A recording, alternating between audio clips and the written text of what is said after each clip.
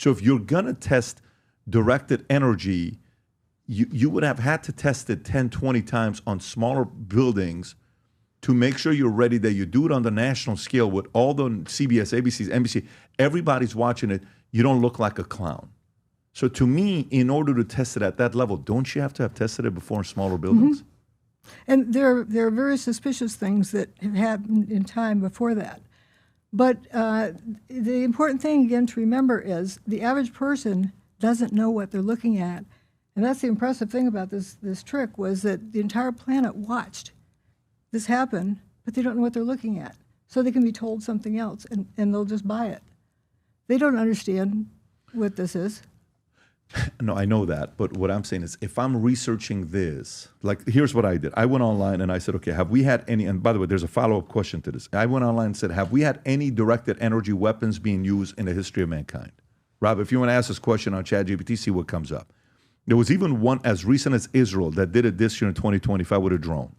But if you look at the three things comes up: laser weapon systems, aboard USS Ponce, the Navy, okay, that we had in 2014 in the Persian Gulf. And this system engaged in test targets, including UAV drones and small boats, and was authorized for self-defense use. Well, I've only read about slingshots, BB guns, and bow and arrows, so it's got to be one of those. You know, in other words, people only look within their repertoire.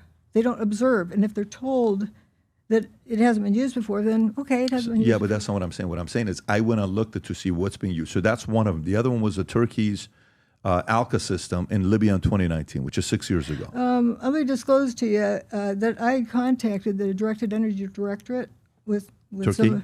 No, in the U.S. And showing this evidence and saying, is somebody in your outfit doing this? Oh, we don't have no idea what that is, and we wouldn't be able to explain it. Of course, that's what they're going to say publicly, but they didn't say you're wacko for suggesting that. I don't think the average person would call you wacko, though. I don't think the average person would call wacko. And the last one I pulled up is the one in Turkey was a hybrid electromagnetic laser system that they claim to have shot down a Chinese-made Wing-Lung UAV in Misrata, Libya. Did you look at the Oklahoma City building? I did. Look at the roof. It's got cylindrical holes in it.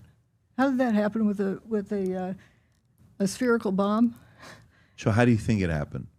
I look at the pattern of it. A cylindrical bomb. Is that what you're talking about?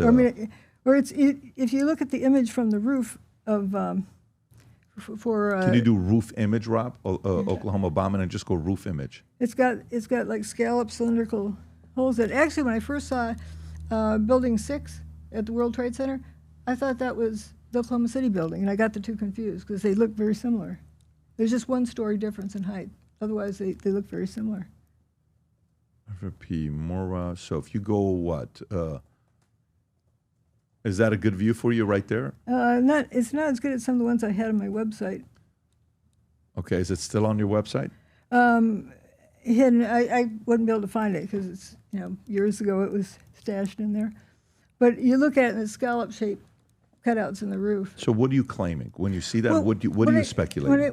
But I don't buy the story that a bomb parked next to it on the street, which would be a spherical, shaped wave, is going to make cylindrical cutouts in the building. Okay. That doesn't make sense. Also, there are toasted cars a block away from Oklahoma City.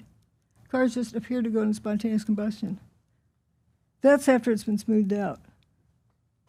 Okay, so you're saying that what I'm trying to do is I'm trying to say, okay, in order for this directed energy weapon allegedly to have been used on the World Trade Center, they had to have been tested before. For example, what do you think is more powerful, this or a nuclear bomb? This. Tell me why. You destroyed the entire planet. With this? Yeah. It might not be able to stop it. And that's another thing that scares me. The first time the nuclear bomb was tested, the scientists did not know if it was self-quenching. They were willing to try it because if it kept going, there goes the planet. They did not know if it was self-quenching. In other words, they're willing to experiment on the planet. Mm-hmm. And that's why this is so scary. And what happened with Bankers Trust, that continued to disintegrate as time went on. And they finally unbuilt it. They took it down piece by piece. Okay, but they did test a nuclear weapon, right?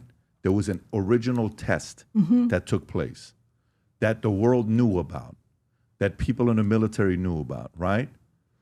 Do you know about every top secret project?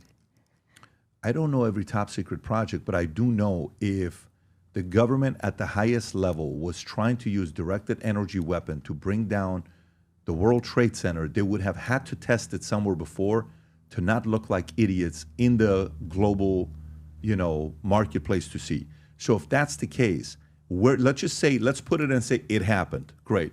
I want to know, how did you do it to get to a point where you're comfortable with 1 million cameras on you, that you're going to nail it and convince the world that no, it was a plane that brought it in? It's not my crime. I didn't plan it. What does that mean? I didn't plan 9/11. I didn't. It's I know, not but my you wrote crime. about it. You're the one that wrote a book called Where Did the Towers I'm Go? writing what the evidence shows. Okay, so I'm asking you a question because you've spent more time on this than me. I'm talking about the physical phenomena, not who did what to whom, when, No, where. but that would be what I would go to investigate. I would want to know if this happened. If we have, and by the way, I want to consider it as, because the way my mind works is, if a crime is done one by one by one, my job is to eliminate. If I got 7 people here that are claiming one of these 7 killed that family, one by one, I want to go through all of them. I don't want to leave any one of them to chance, okay? Because then I'm going to be like unusual suspect, Kaiser Sose, and I don't want to be the guy that he walks up. Well, see, I don't know the serial number of the product. I don't think it even got registered. Well, you're doing that again. I'm not asking about the serial number, Dr. Judy, respectfully. What I'm asking you is, for the government to be able to launch something like this on the global scale and fool everybody, they have had to have tested this before. So, but you're acting like you need a blueprint of the design of something. I'm saying what on this level of what got done, it couldn't have been kinetic energy. Okay. It couldn't have been thermal energy. All right. There were 14 people that walked out of Stairway B after the building went away. I do know that. They weren't crushed. They weren't burned up. And there were 2 people above that even survived just riding the wave down. And one guy went home at night.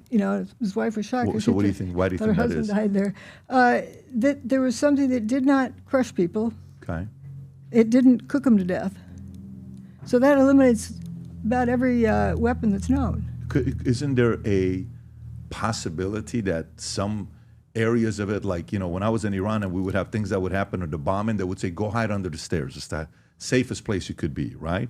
Sometimes you could get lucky. Sometimes you could get very lucky and you could make it. Things do happen. Plane crashes happen. 99 people die and 1 person makes it. And you spend the rest of your life telling that story. Titanic, there was a lot of survivors. How many people died? A lot of people died. But there was a few survivors that they made movies about it, right? That we read about. Pascal Bazzelli survived when the building around him didn't. The building around him was gone. They call him the surfer. He came down without the building around him. If it's not a kinetic energy weapon and not a thermal energy weapon, it was something that isn't in the, whatever you call it, multiple choice menu. Nowadays, more than ever, the brand you wear reflects and represents who you are. So for us, if you wear a Future Looks Bright hat or a Valuetainment gear, you're telling the world, I'm optimistic. I'm excited about what's going to be happening, but you're a free thinker. You question things. You like debate. And by the way, last year, 120,000 people got a piece of Future Looks Bright gear with Valuetainment.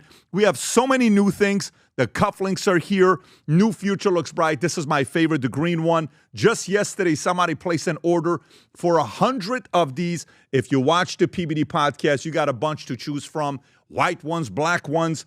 If you smoke cigars and you come to our cigar lounge, we have this high quality lighter cutter and a holder for the cigars. We got sweaters with the Valuetainment logo on it. We got mugs. We got a bunch of different things.